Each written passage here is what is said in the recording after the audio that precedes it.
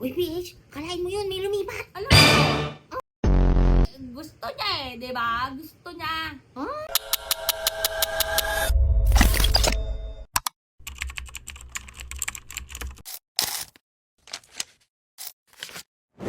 Oh, ito na nga mga kabatang helmet. Oh, syempre dito Balitang Lenny. May Ay, segment may na yun. ito. Ito ha. Ito yung Vice Governor. I see your true color shining through. Oh, diba? Lumipat nga daw sa PDP laban. Oh. Nagpaalam naman daw siya kay Mayor Lenny Robredo. Pinayagan naman yun ni Mayor Lenny. Nirerespeto yun ni Mayor Lenny. Yung desisyon niya. Pero ito lang yan, mga kabata helmet. Ayan o, si Vice Governor Peña. So, ito, busisiin natin ang kanyang pahayag. Sabi nga dito, matapos ang matagal na pagkakaalyado sa Liberal Party at kay Naga City Mayor Lenny Robredo, opisyal na lumipat si dating Vice Governor Fortunato Peña sa Partido Demokratikong Pilipino or yung PDP. I see your true colors colors. shine. Partido ng dating Pangulong Rodrigo Duterte. Ni Tatay I see your True true colors. Sa panayam, sinabi ni Peña na ngayon ay sinusuportahan na niya ang pagtakbo ni Vice President Sara Duterte sa panguluhan. Oh, I see your true colors shining through. Nilinaw niya na ang bago paglipat, nagpaalam siya kay Mayor Robredo at pumayag naman ang alkalde sa kanyang desisyon. Dagdag pa ni Peña, sinabi ni Robredo na nakatuon siya ngayon sa Naga City at hindi tatakbo sa pagkapangulo. So may sinabi si Mayor Lenny sa kanya. Bakit sa dinami-dami ng interview ni Mayor Lenny Robredo? Wala naman nababanggit si Mayor Lenny hindi siya tatakbo. Ang lagi niya sinasabi, nakatuon nga siya ngayon sa Naga. Kasi Mayor siya ng Naga. Trabaho muna. Trabaho Tatrabaho muna. tayo. Pero ito, ang pahayag nga ni Peña. Sabi daw ni Mayor Lenny, hindi nga daw ito tatakbo. So, ibig sabihin nun, porket hindi tatakbo ha, if ever, hindi nga tatakbo si Mayor Lenny as president sa 2028. So, lilipat ka na lang dito sa isang tatakbo sa pagkapangulo. Asan yung ano mo? Nasaan yung prinsipyo mo doon? Kuya! I see your true colors shining through. Tuloy natin. Sabi pa rito, nanawagan din siya sa publiko na irespeto ang kanyang desisyon tulad ng pagrespeto na ibinibigay niya sa sino man susuportahan niya sa eleksyon.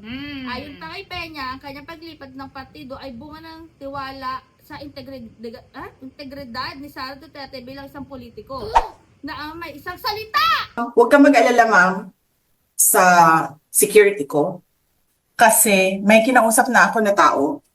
Sinabi ko sa kanya, kapag pinatay ako, patayin mo si BBM, si Lisa Araneta, at si Martin Romales. No joke. No joke. Nagbilin na ako, ma'am. Pag namatay ako, sabi ko, huwag ka tumigil hanggang hindi mo mapatay sila. And then he said yes. Na naging pangunahing dahilan niya sa desisyon. Ganon. I see your true colors. Teka lang. Doon sa LP, sa Liberal Party, wala bang isang salita si Mayor Lenny Robredo? Kasi nga, sabi nga ni Mayor Lenny daw, ni Mayoral Lenny Robredo, hindi na daw siya tatakbo. Kaya aalis na lang siya doon. Diba? Si Peña. Aalis na lang Kaya si Peña. susuportahan na lang daw niya si Sara Duterte kasi Na may integridad. at may isang salita. I did not make an assassination threat. Patayin mo si BBM, si Lisa Araneta, at si Martin Romales. No joke. To the president. Sila lang nagsasabi niyan. Sila lang nagsasabi may assassination. Sila May kinausap na ako na tao. Sinabi ko sa kanya, kapag pinatay ako, patayin mo si BBM. nagsasabi may assassin, may gunman. Next po, GDB. Not say that. Di ba nga yung video nga ni Madam Sara, yung interview nga niya, wala nga daw siyang sinabi na may papatay siya, may assassin. Sabi lang daw nila yun, pero hindi niya sinabi. Pero ano yung sa Zoom meeting nila na, may isang salita nga. Oo naman, sinabi naman niya. Pero ayan nga, mga batang helmet, decision yan. Yung dating Vice Governor, ha? Respeto na lang din natin. Sa totoo naman din. Alam mo mong pigilan ni Mayora yan. Go! At doon nasusukat at nasasalamin kung ano ba talagang estado mo. Yung prinsipyo mo, kuya. So now we know. Diba? At si Mayor Lenny Robredo, talagang nagtatrabaho lang siya for Naga. Dahil mayor nga siya ng naga, hindi niya muna inisip yung 2028. Oo. Pero tingnan nyo ha, habang papalapit ang 2028, nalalagas. Oo. At nakikita ang mga totoong kulay ng mga Oo. tao sa paligid niya. So now you know kung bakit ayaw munang magsabi si Mayora ng Kung ano yung about sa 2028, Oo. ano yung plans niya for 2028. ito muna. Kasi tatrabaho lang siya eh. Oo, tatrabaho. muna. At saka para makita nating lahat, Ang totoong Sino? kulay talaga Oo. ng mga taong yan, yung mga nakapaligid sa kanya. sino ang mga totoong supporters? Oo, at saka sino talaga yung mga totoong individual na ang gusto talaga ay magserbisyo sa taong Oo. bayan. Hindi para sa isang pamilya. Kaya ito, itong Hindi Vice yung- Governor Peña, Oo. I see your true True color shining through. Dinami-dami ng mga issue na kinaharap ngayon ni Madam Sara Duterte. Ngayon ka pa talaga lumipat? Ay, kasi nga daw, may integridad. Isang salita? Yes! Walang dalawang salita, kundi isang salita. Ang paagaling mo, boy! Yes. Alam na dis, mga kabatang Oo. helmet. Ayan. Oh, alam nyo na, di ba? Nasasalamin. Oo. Ano talaga ang totoong ugali? Oo. Diyos ko. Ay, Yan kakaloka. siguro. Yan si Vice Go. Yes. Yan siya talaga. Oo. Di ba? Hindi ka tunay na supporter. At saka hindi ka talaga tunay na individual na public servant na taong bayan ang Oo. pagsisilbihan mo. Dahil mas gusto mo na magsilbi sa isang pamilya, sa isang pangalan. Oo. Nakakaloka. Andito ka na sa tamang landas. Oo. Bumalik ko ka. Ay, ang galing mo, kuya. Wow naman. So, ito lang ang bottom line dyan, mga bata helmet. Oo. If ever man na tumakbo yan, sayang ang tax natin dyan. Oo. Alam nyo na.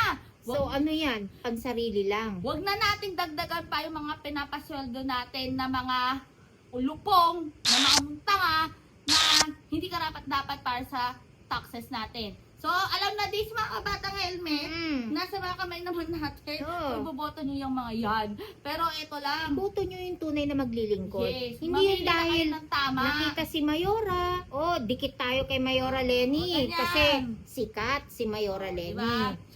Bumoto, Mm. pumili tayo ng tama yung mga public servant or yung mga individual na talagang Maglilingkod. maglilingkod para sa taong bayan at hindi para sa isang pangalan or sa isang pamilya. O ayan nga mga bata helmet, basta stay happy, stay healthy, and stay safe tayo as always. Ako po si BH na nagpapaalala sa inyong huwag nang pasweldohin ang mga ulupong. Tawag mo po si Bidyo Ay, ikaw, ano sabi mo, Video Apel?